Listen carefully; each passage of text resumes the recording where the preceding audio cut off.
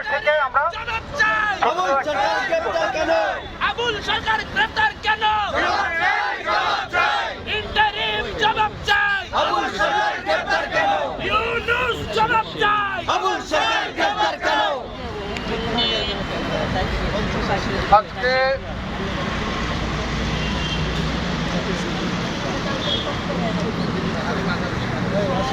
বন্ধুরা, আজকে আমরা এখানে সমবেত হয়েছি। বাউল আবুল সরকারকে পুলিশ গ্রেফতার করেছে। কেন গ্রেফতার করেছে? তার কি অপরাধ?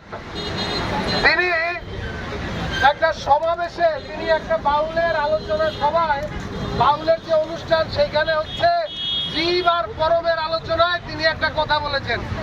তা তিনি কি বলেছেন? এই যে আমি তার কথাটাকে আবার রিপিট করব এখন। ওই যে ওহাবি, ওই যে মওদুদিবাদী, বাংলাদেশ বিরোধী শক্তি, ওরা হচ্ছে তার কথার একটুকু অংশ কেটে ফেসবুকে দিয়ে ভাইরাল করেছে। সেখানে তিনি কি বলেছেন? তিনি জীবাত্মার পরমাত্মা, আল্লাহর সাথে তার বান্দার কথা।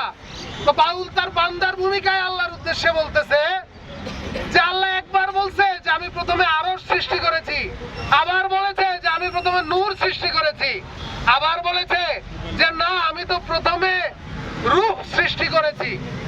তাইলে সে এক মুখে তিন কথা বলে কেন? এটা হলো জীবের প্রশ্ন।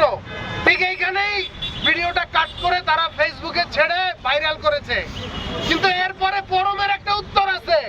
উত্তরটা হইলো এই যে একটু আগে আমি আস্তে আস্তে ইমাম গাজ্জালির একটা বইয়ে দেখতেছিলাম, ঘটনাচক্রে আমার সামনে এসেছে। ইমাম গাজ্জালি বলেছেন মানুষের রুহে দুইটা দরজা, এক দরজার পাশে দুনিয়া আর এক দরজার পাশে লাউহে মাহফুজ। ওই লাউহে মাহফুজ এই ফেরেশতাদের জগৎ, নূরের জগৎ। তাহলে ওই যে আরশ, ওই যে নূর আর ওই যে রূহ, এই তিনটার যে ভেদ, পার্থক্য, এই পার্থক্যই হচ্ছে দুনিয়া। আর এই তিনটার ভেদ যখন ঘুচে যায়, তিনটা যখন এক আপনি বুঝতে পারেন, তখনই হচ্ছে সেইটাই হচ্ছে মারেফতের রুহানি জগতে সাধক প্রবেশ করে।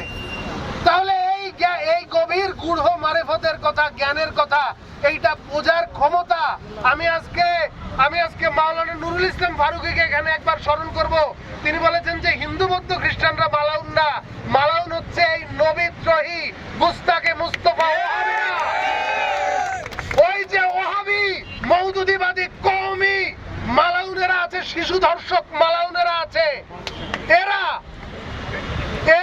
এই মারেফতের কথা বোঝে না, এরা এই মারেফতের বিরুদ্ধে। তো তুমি মারেফতের বিরুদ্ধে কোনো অসুবিধা নাই। বাংলাদেশে আজকে দুঃখের কথা, আফসোসের কথা, এদেশের জনগণ জুলাই আন্দোলন করে যেটার ফলাফল হিসাবে ইউনূস ক্ষমতায় বসলো। ইউনূস ক্ষমতায় বসার পরে সরকারি সহযোগিতায় এতগুলো মাজার, পুলিশের নীরবতায় এবং পরোক্ষ সমর্থনে এতগুলো মাজার ভাঙা হলো, এতগুলো ওরস ধ্বংস হলো, কোথাও কোনো ব্যবস্থা এরা নিল না। কিন্তু ঠিকই আজকে বাউল আবুল সরকারকে কিন্তু তারা গ্রেফতার করেছে। আমি এখানে পরিষ্কারভাবে বন্ধুগণ একটা কথা বলতে চাই, সেটা হচ্ছে বাংলাদেশে আজকে বাড়িওয়ালাকে ভাড়াটিয়া বাড়ির নিয়ম শিখাইতেছে। এই দেশে সুন্নিরা, সুফিরা, বাউলরা, আহলে সুন্নাতরা, তারা এই দেশের ভূমিপুত্র, এই জমিনের সন্তান, তারা এই জমিনের ধর্মের, এই জমিনের আধ্যাত্মিকতার উত্তরাধিকার তারা।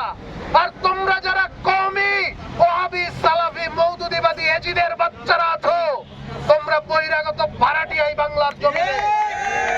বন্ধুরা, আজকে বাউলকে গ্রেফতার করা হয়েছে, এর আগে নুরাল পাগলের শবদেহ পোড়া দেওয়া হয়েছে, সেখানে তার এক ভক্তকে হত্যা করা হয়েছে, শাহবরণের মাজারে হামলা করা হয়েছে। বন্ধুরা, রক্তের সাথে রক্ত দিয়ে খেলা হবে, রক্তের বদলে রক্ত দিয়েই নেওয়া হবে। বন্ধুরা, আমি পরিশেষে প্রফেসর ইউনূসকে একটা কথা পরিষ্কার ভাবে ইউনূসের সরকারকে জানিয়ে দিতে চাই যে এই ক্ষমতার দম্ভে তোমরা বাউলকে গ্রেফতার করেছো, তোমরা এই বাংলাদেশের প্রথম ক্ষমতা না, এইটা জোয়ার ভাটার দেশ।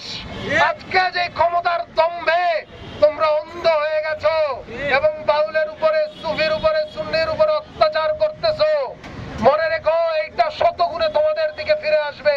এই জমিন শতগুণে ফেরত দেয়।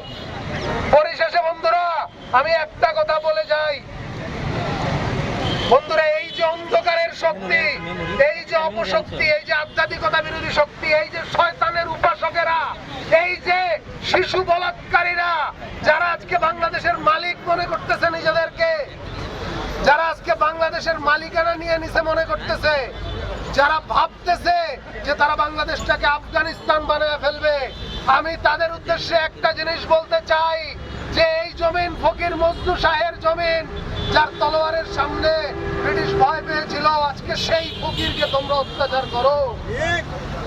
বন্ধুরা, এই জমিন বাবা শাহজালালের জমিন, এই জমিন ফকির লালন সাইজির জমিন।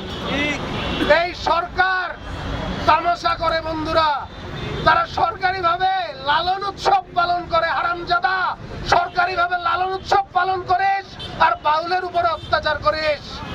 তোর এই হারামজাদা ইউনূস, তোর এই সরকার, তোর যে সরকার আজকে বাংলাদেশের সমস্ত, এই বাংলাদেশ কি আমরা চেয়েছিলাম বন্ধুরা? এটা কি আমাদের বাংলাদেশ?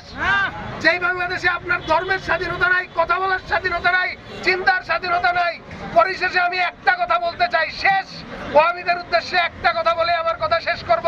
সেটা হচ্ছে, তোমরা যা যা করেছো, তোমরা ফকির লালন সাইজির মাজারে কিংবা বাবা শাহজালালের মাজারে গিয়ে তওবা করে মাফ চাও।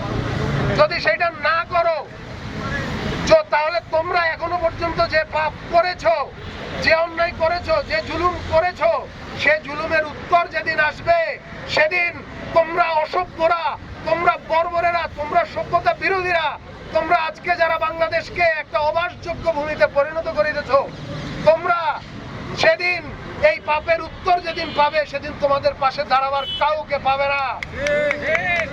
ফলে বন্ধুরা, আজকে যে সংগ্রাম শুরু হয়েছে, এ সংগ্রাম, এ লড়াই এখানেই শেষ নয়, এ লড়াই অনেক দূর যাবে। আজকে বাংলাদেশের কোণে কোণে, বাংলাদেশের মোড়ে মোড়ে যারা সুফিবাদী আছেন, যারা বাউল আছেন, যারা তরিকতের পক্ষের মানুষ আছেন, যারা হিন্দু বৌদ্ধ খ্রিস্টান আছেন, যারা অসাম্প্রদায়িক মানসিকতার মানুষ আছেন, যারা এই দেশে ৭১-এর মুক্তিযুদ্ধকে ভালোবাসেন, এরকম মানুষ আছেন। এরকম সকল ধরনের মানুষ আপনার পাশের মানুষটির হাতটিকে শক্ত করে ধরুন, ঐক্যবদ্ধ হন। এই যে বাংলাদেশ বিরোধী শক্তি, এদেরকে পরাজিত করেই আমরা আমাদের বাংলাদেশকে আবার পুনরুদ্ধার করবো ইনশাল্লাহ। সবাইকে পুনরায় ধন্যবাদ জানিয়ে, এবং আমাদের এখন একটি মিছিল হবে, মিছিলে অংশগ্রহণ করে আপনাদের কণ্ঠস্বর আর উচ্চকিত করবার আহ্বান জানিয়ে আমি আমার বক্তব্য শেষ করছি। এই আবুল সরকার গ্রেফতার কেন? ইন্টারিম জবাব চাই। ইউনূস জবাব চাই। ইন্টারিম জবাব চাই। আবুল সরকার গ্রেফতার কেন? আমরা একটু ডানে চেপে যাই। আবুল সরকার গ্রেফতার কেন? এদিকে আসি। আবুল সরকার গ্রেফতার কেন? এদিকে বের হই। আবুল সরকার গ্রেফতার কেন?